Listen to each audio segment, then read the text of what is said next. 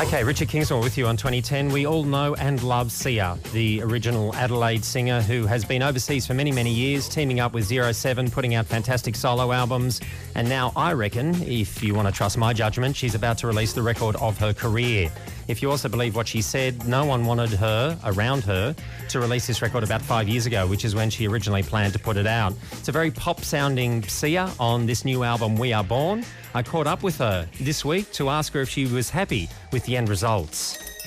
Yeah, I'm excited because I've been trying to put this record out for maybe 5 years, you know, like I've been collecting these songs along the way and they've all kind of been too pop for whatever record label I was with, or even my management. You know, they thought it would be like a bad career move. In fact, some people used the word suicide in the same sentence as my career when I said I wanted to put this pop record out, which is like I had The Codependent, Bring Night, Stop Trying, and maybe I think Cloud were all on this record that I wrote. And I wrote the majority of the record with Greg Kirsten about 5 years ago and then delivered it to Universal right after I made Colour the Small One. So they just said, you can't do this. This is career suicide. You'd be like totally sabotaging your career. You need to make another down-tempo album. And I stubbornly said, well, this is what I'm delivering. And they said, well, you're dropped. Wow. I was like, oh, whoops. I played hardball and I lost. So that's what I thought at the time. But actually, you know, they dropped me in 2 weeks later without any of us knowing. Breathe Me was on the finale of 6 Feet Under. I talked to everybody else I knew in the industry and they agreed with Universal, and I realised, okay, I better make another fucking down-tempo album. And that was really in order for me to be able to make this album, because I've actually had a lot of these tracks for the last 6 years and I've been writing them for the last 6 years, but there was just nowhere to put them.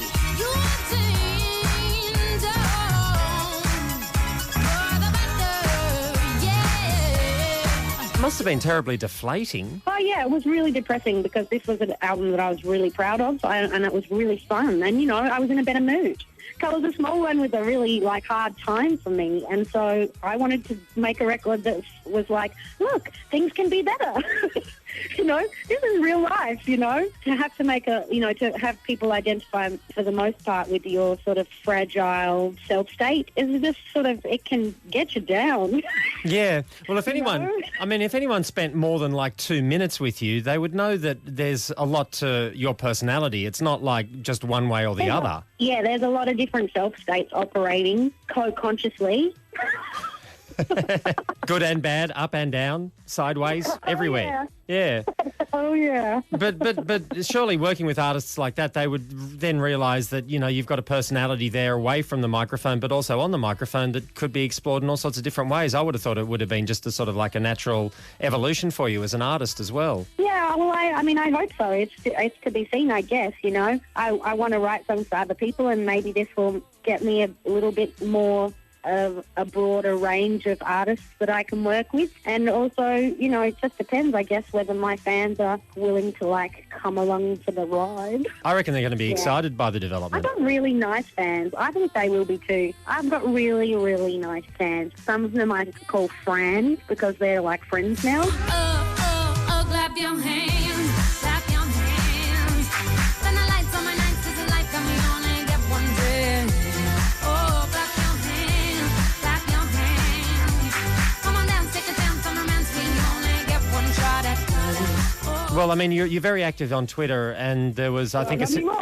Not anymore. You've completely withdrawn from Twitter, have you? Yeah, I have. It was too much. I had just the odd Britney fan come on and go, you know, you're fucked, you're riding on Christina's coattails, Flocktina, you know, or whatever they wanted to call her, something, you know, degrading. And then they were like, you fat whale, or like, you talentless piece of hock, you know, and I just was like, oh, that's my feelings. I'm too sensy. So, you know, for every, like, 30 people who were awesome, there was just one who was kind of ruining it for me. I guess in the beginning I had much thicker skin for some reason, and I would just retweet rude people because it was funny. But then it got to me a little bit, I think, probably because there's probably a part of me that believed what they were saying. Like, I don't read any press. I never watch myself in an interview. I never read anything because I just think it's not real. And I think also having that quote pulled, I said something, and what I said was, in Billboard magazine, they asked me, do you think that this new direction of Christina Aguilera's will lose her fans? And I said, no way. Christina could shit in a bottle and her fans would still buy it,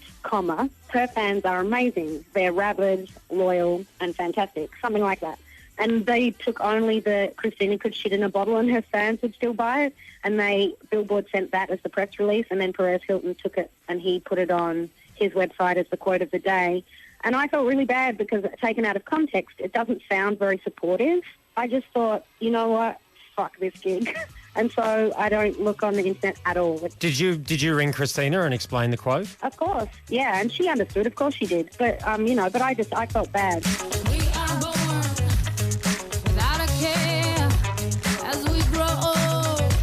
Become aware as we grow adult, begin to falter. I think also you've said in a recent interview as well that, this is it, you don't want to do singing anymore. I don't know what the context of the interview was, but I think I remember seeing something a couple of weeks ago where it says, see, this will be the last album from Sia. What happened with that quote? It might have been what I said at the time. I remember doing the interview, but I don't know if I just said that or whether I said I'm not into it, it's not built for me, and whether I actually forgot to, extrapolate. And what I actually, I guess, meant to say was I can't keep touring and I can't do any more promo after this album unless something is resolved in my psychiatric care or unless I find out I'm really sick with something and that's why I can't do it, because I feel so drained, psychologically, by answering the same questions all day and by touring and being away from my dogs. And I'm 34 and I want to have a baby, and I guess I don't need to do this anymore. If I can write songs for other people, it's really a much easier job than being the artist. Most people would think, why would you want to, not be famous? Because the reason is because fame is disgusting and it ruins you and it's psychologically damaging and it's, bad for your self-esteem, especially if you accidentally see things written about you or see pictures of you in the worst dress list, even if you're sandwiched in between Cher and Padma Lakshmi. It's just I don't value it as much as I value my relationships with the people in my real life, So what the plan is that I want to keep singing. I'll keep making records, but I won't tour or promote them, and maybe I'll do 3 shows a year. Maybe I'll do one in Europe, one in America, and one in Australasia a year, and just keep it to a minimum and write for other people. Because to be honest, that's also the only place there is any money in music is writing. To me, it sounds like you got your feet on the ground and you've got the perspective on fame that would drive a career to last another 20 years. A lot of people... Oh, well, that's nice. Maybe I'll change my mind. Thank you. Well, and I've got some bad news for you. Even though you think fame sucks, this record is really good, and I've got a feeling this record's going to do really well for you. So I think you're going to be doused with a bit more fame after this. I guess that what I'm trying to do right now is what some people might call self-sabotage. Yeah, this is not the record to do it with. Do it with a record that doesn't add up to much. This record from beginning to end, and I said to you before. Thank you. It is. It's my favourite record, but I think we say that every time we make a record. Clap your hands, clap your hands. Then the lights on my nights is like I'm only get one day. Oh, clap your hands. Come on down, take a dance on romance. We only get one shot at love. I reckon it's going to be good in Australia because I feel like this record is just what I was listening to on the radio from 1978 to 1987. Yeah, I believe that it's got that sort of. I think it's really got an Australian feel. Yeah, it does actually. I would agree with you. I reckon this will connect with the Australian fan base you've got here and more. But it's not a retro record. I don't listen to it, and I don't think 80s when I listen to it. That's good because I guess also because even having Nick come and play his guitar on it gave it a little bit more of a Strokesy feel, and they've got a bit of a modern edge. How much Nick Valensi from the Strokes? How much did he actually play on this record? He played that on every song, and nearly every fun little hook you hear was written by him or me. Wow. Okay. For the most part, him. That's fantastic. Usually, his arpeggiation is fucking insane. It's beautiful. I love all of the amazing melodies and hooks that he's written on the Stroke stuff. And I think that's why I asked him, because I really felt like this was going to be my first sort of guitar-driven album. Actually, a couple were written by Greg Kurstin. I'm just remembering a couple on the older songs like The Codependent and Bring Night. But there was new ones that he added as well. He just brought loads more new energy to it. Because I always play with the same people, except for guitarists and piano players. So always I have the same rhythm section, and they're just friends for years. Feels like we are married and I haven't run away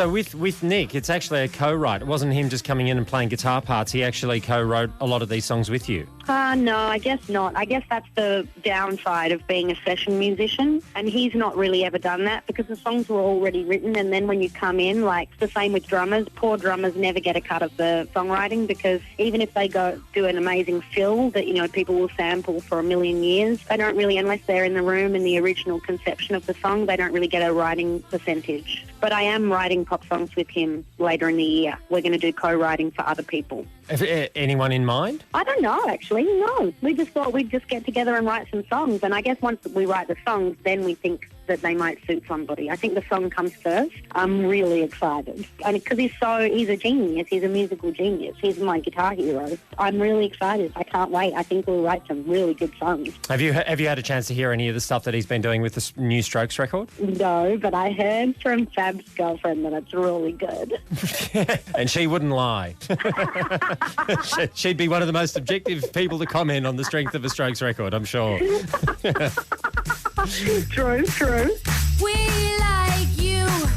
This is a game already won. The time has come. Stop trying. You said this record, We Are Born, for you, it reminds you of being 10. Tell us what Sia was like at 10. What sort of a person were you as a 10-year-old? The only thing I can really remember about that age, and I think it might have been 9, is that I had a next-door neighbour called Annika, and she was like my little dolly, and I used to tease her hair and put, like, talcum powder on her face and red lipstick and dress her up like Robert Smith from The Cure. And then we would do, like, performance art dances for our family to make them look at us. It sounds like an active but also a pretty pleasurable childhood. Is that how you remember it? Yeah. Me and my, little group of friends were raised by a bunch of whack job hippies. It was really fun. Well, what about the creative side of it? So at 10, you were definitely into performance, but what about as a singer? Were you starting to sing? No, what I used to do more than anything is, I used to mimic. But what I used to do more than anything is I would cut songs together from, Dad bought me a double cassette player, so I could record like an hour of radio, and then I could take pieces of those songs and then record them onto another tape, and sometimes I would do basically like mashups between lots of different songs, and I would create my own songs, and then I would press play on that one, and then I would sing songs over the mashup that I'd made out of other pop songs. So for me, it was like I just was a mimic. I used to just record things, and then I would sing along, and I would want to try and sing along until I knew every word and I could sing all of the same notes as them. Also, my dad was a guitarist, and my mum learned how to play bass so she could be in a band with him. Did they recognise in their daughter the fact that you were going to be a musician and a singer one day? Yeah, I don't know. I don't know if they ever knew. We'll have to have an interview with my mum. We'll line it up. It's really weird. You're going to love it.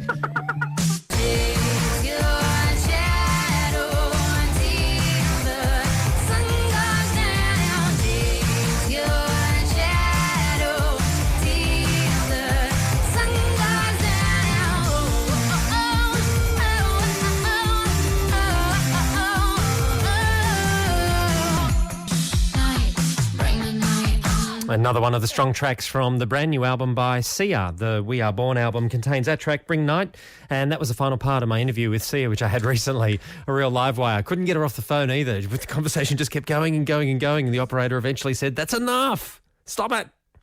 And Sia did also mention to me that despite, the fact that she's going to change up the method of which she tours and what she's been doing of late, because she just can't sort of maintain that level of momentum for, mental reasons, I guess, more than anything, because of the stress and strain of it. She did say that she was hoping to be back in Australia towards the end of the year, and that's when she was going to do some touring around here for this new album, We Are Born. I mentioned before that the reviews on the feature album page on the Triple J website have been, overwhelmingly positive for this new album by Sia. I'll just read out a few of them. Alex rated it 5 out of 5 and said, "This is just another example of how totally awesome Sia really is. I love this album. Can't wait to buy it." Alison also gave it 5 out of 5. Love it. Sia is definitely a genius. David said 4 out of 5. What a great album. Bright and quirky, a lot like Sia herself. The record company must have been a bunch of clowns to have missed out on this. And Candace, also 5 out of 5, said it's just freaking awesome. The best new releases of the week. 2010 with Richard Kingsmill on Triple J.